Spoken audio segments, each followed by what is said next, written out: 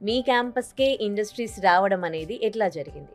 అంటే ఒక IT company మన ఒక క్యాంపస్‌కి రావాలి అంటే చాలా రకాలుగా ఆలోచనలు చేస్తారు. అంత ఈజీ అయితే కాదు. డైరెక్ట్‌గా ఒక కంపెనీ మనం రిక్వెస్ట్ చేయంగానే కంపెనీ పెట్టమనంగానే కంపెనీ పెట్టే అంత ఈజీ అయితే కాదు. హ్మ్. దానికి చాలా చాలా మెరిట్స్ వాళ్ళకి కౌంట్ చేసుకుంటారు. అంటే అసలు ఈ క్యాంపస్‌కి వస్తే ఏంటి బెనిఫిట్ ఏంటి? ఇండస్ట్రీకి బెనిఫిట్ ఏంటి? హ్మ్. సొసైటీకి బెనిఫిట్ ఏంటి? క్యాంపస్‌కి బెనిఫిట్ ఏంటి? ఎవరికి ఎక్కువ బెనిఫిట్ అనేది చూస్తారు. అలా చూసినప్పుడు అసలు యూనివర్సిటీ పరిస్థితి ఏంటనేది చూస్తారు. నేషనల్ లెవెల్‌లో మనది కేఎల్ యూనివర్సిటీ 22వ ర్యాంక్ ఉంది. అంటే ఇన్ని వేల యూనివర్సిటీలో మన ర్యాంక్ వచ్చి 22. 22 ర్యాంక్ ఉన్న యూనివర్సిటీ ఈ తెలుగు రాష్ట్రాల్లో నెంబర్ 1 పొజిషన్‌లో ఉంది. అంటే ఇంత పెద్ద యూనివర్సిటీ దాదాపు ఇన్ని వేల మంది విద్యార్థులు చదువుతున్నారు.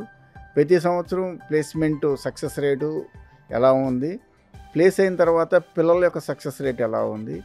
ప్లేస్ అయిన తర్వాత పిల్లలు నెక్స్ట్ కన్వర్షన్ ఎలా ఉంది? ఇదంతా డేటా వాళ్ళు తీసుకుంటారు. తీసుకుని ఇక్కడ చదివిన పిల్లలు దాని తర్వాత వాళ్ళ యొక్క ఫ్యూచర్లో ఎక్కడెక్కడ ఉన్నారు ఇదంతా తీసుకున్న తర్వాత మాత్రమే కంపెనీలు ముందుకు వస్తాయి.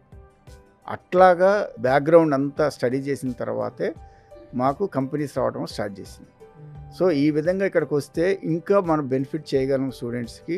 At the same time company growth కూడా ఎంప్లాయీస్ మీద డిపెండ్ అయి ఉంటుంది. అట్లాంటి ఎంప్లాయీస్ని తయారు చేసుకోవడానికి ఇక్కడ స్టూడెంట్స్ బాగున్నారు అనే దాని మీద వాళ్ళు అనాలిసిస్ చేసుకొని ఇక్కడికి వస్తారు.